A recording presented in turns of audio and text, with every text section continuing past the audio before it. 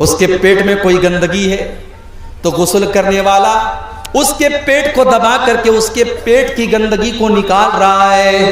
میرے پیارے ساتھیوں، ذرا سوچو وہ دن ہمیں اور آپ کو بھی دیکھنا ہے۔ ہمیں اور آپ کو بھی ہمارے مرنے کے بعد غسل دیا جائے گا، ہمارے مرنے کے بعد ہم کو کفنایا جائے گا، اور اس کفن کے کپڑے کے اندر کوئی جیب بھی نہیں ہے، کوئی پاکٹ بھی نہیں ہے۔ دنیا میں انسان اپنی پاکٹ کا بڑا خیال رکھتا تھا، اپنے پیسے کا بڑا خیال کرتا تھا، اپنے پرس میں اپنا ATM کارڈ لے کر کے چلا کرتا تھا، اپنے موبائل میں UPI لے کر کے چلا کرتا تھا۔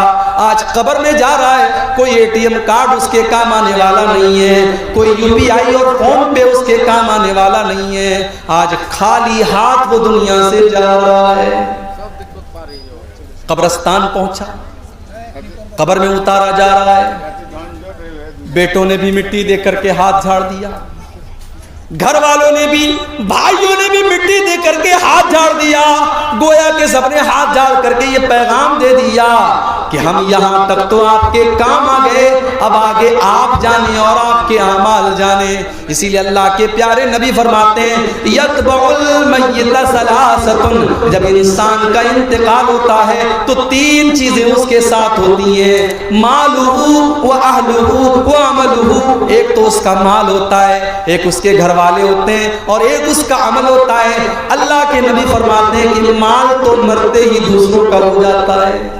ہائے ہائے، یہ سود بیاج کا دھندا کرتا تھا، یہ رشوت کھاتا تھا، یہ حرام کھوری کرتا تھا، یہ مال ہڑپنے کے چکر میں رہتا تھا، لیکن آج جیسے ہی اس کا انتقال ہوتا ہے اس کا مال تو دوسروں کا ہو جاتا ہے، یہ اپنے ساتھ تو ایک پیسہ بھی لے کے نہیں جاتا ہے۔ او حرام کا اور سود اور بیاج کا کام کرنے والوں، ایک پیسہ بھی اپنے ساتھ آپ لے کر کے نہیں جائیں گے، کیوں اپنے بچوں کے پیٹ میں حرام کی کمائی ڈال رہے ہو؟ اللہ کے نبی فرماتے ہیں کل لحم نبت من صوت فالنار اولا به، جس بدن کی پرورش حرام کمائی سے کی جائے وہ بدن جہنم کی آگ میں جائے گا۔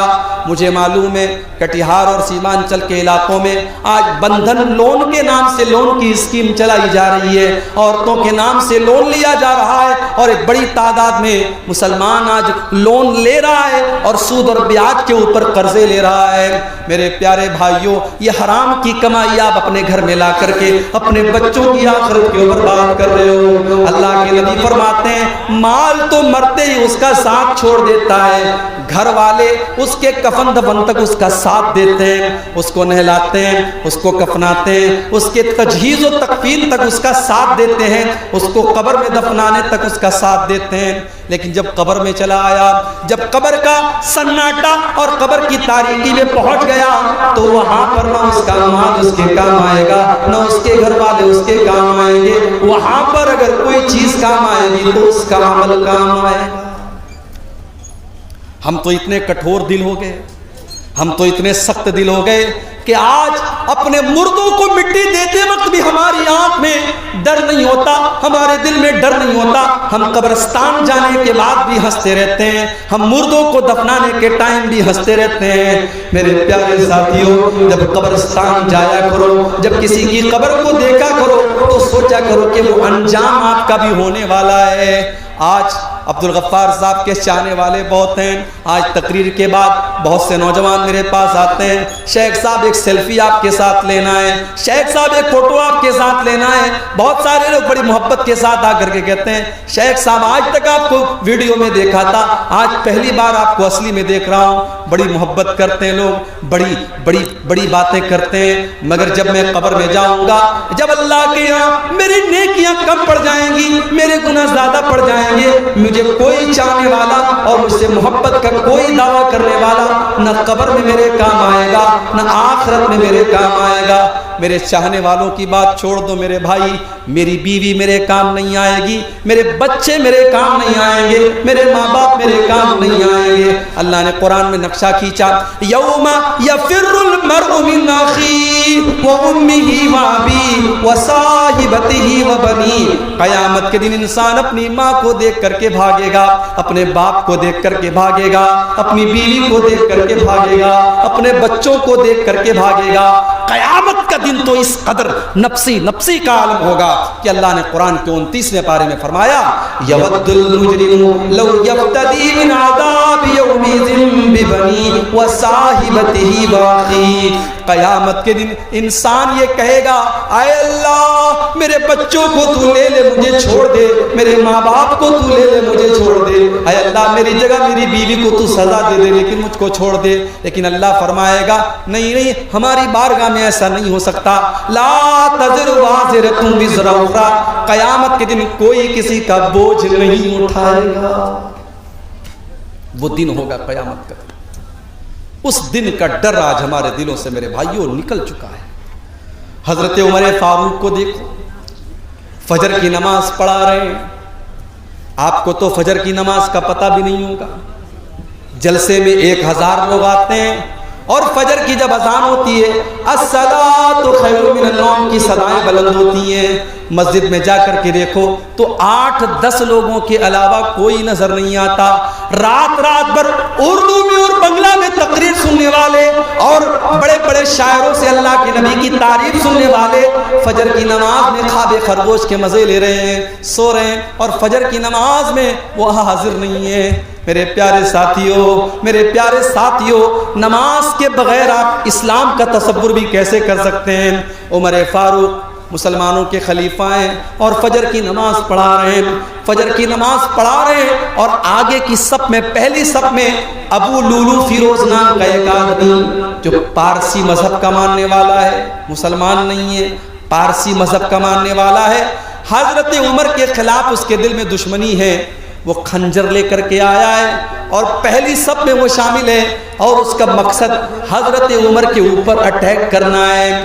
جیسی حضرت عمر نے نماز شروع کی وہ آگے بڑھا, اس نے حضرت عمر کے اوپر اٹیک کیا اور حضرت عمر کے ناف کے پاس اس نے حملہ کیا.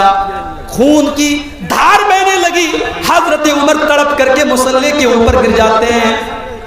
لیکن نماز نہیں رکتی ہے. حضرت عمر مصلی پر گرنے کے پہلے اپنے ٹھیک پیچھے عبد الرحمن بن عوف کا ہاتھ پکڑ کر کے ان کو آگے بڑھاتے ہیں. حضرت عمر فاروق نیچے تڑپ رہے ہیں, ان کے پیٹ سے خون بہ رہا ہے مگر نماز نہیں رکی ہے. مسلمانوں کی نماز جاری ہے, کنٹینیو ہے. ابو لولو نے حضرت عمر کے اوپر حملہ کیا, اس کے بعد 3-4 اور لوگوں کے اوپر بھی اس نے حملہ کیا, اور جب اس کو یہ لگا کہ اب وہ پکڑ لیا جائے گا اس نے خود کے اوپر حملہ کر کے سوسائڈ بھی کر لیا. یہ سارا معاملہ پہلی صف میں ہو رہا ہے, پیچھے کے لوگوں کو کچھ پتہ بھی نہیں ہے. عبد الرحمن بن عوف نے ہلکی نماز پڑھائی, فجر کی نماز پڑھائی, اور نماز کے بعد جب حضرت عمر کو اٹھا کر کے گھر لے کے جایا گیا, ڈاکٹروں نے دیکھا, طبیبوں نے دیکھا, حکیموں نے دیکھا, کہا کہ امیر المومنین اب آپ کے بچنے کا چانس نہیں ہے, آپ کی اکڑیاں کٹ چکی ہیں, اب آپ کا آخری ٹائم آ چکا ہے, اب آپ کے انتقال کا ٹائم آ چکا ہے. میرے پیارے ساتھیوں, عمر فاروق کون ہے؟ عمر فاروق وہ صحابی ہیں کہ اللہ کے نبی کہا کرتے تھے اے عمر جس گلی سے تم گزر جاتے ہو اس گلی سے شیطان بھاگ جاتا ہے.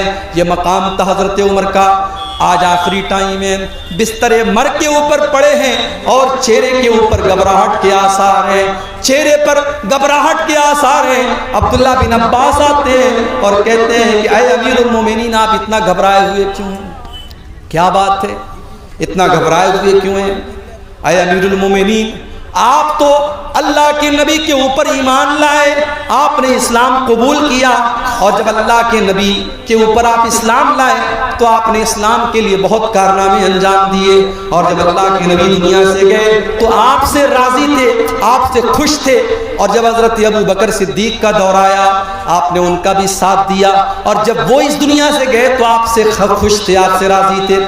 پھر اے عمر فاروق آپ کا دور آیا اور آپ نے بڑے اچھے طریقے سے حکومت کی ہے, اور آج آپ دنیا سے جا رہے ہیں تو آپ سے لوگ راضی ہیں, اس لیے آپ کو پریشان ہونے کی کوئی ضرورت نہیں ہے. ذرا تصور کرو میرے پیارے ساتھیوں کہ آخرت کی فکر جب انسان کو ہوتی ہے تو جتنے بھی نیکی اور تقوی کے اعلیٰ معیار پر پہنچ جائے اسے ڈر ہوتا ہے کہ اللہ کو وہ کیا منہ دکھائے گا۔ حضرت عمر فاروق رضی اللہ تعالیٰ عنہ جواب دیتے ہیں، اے عبداللہ بن عباس، اگر میں نے اپنے نبی کا ساتھ دیا، اگر میں اپنے نبی کے اوپر ایمان لایا، اگر میں نے ابو بکر کا ساتھ دیا، فذالک من من اللہ علیہ، تو یہ تو اللہ کا میرے اوپر احسان تھا، یہ تو اللہ کا میرے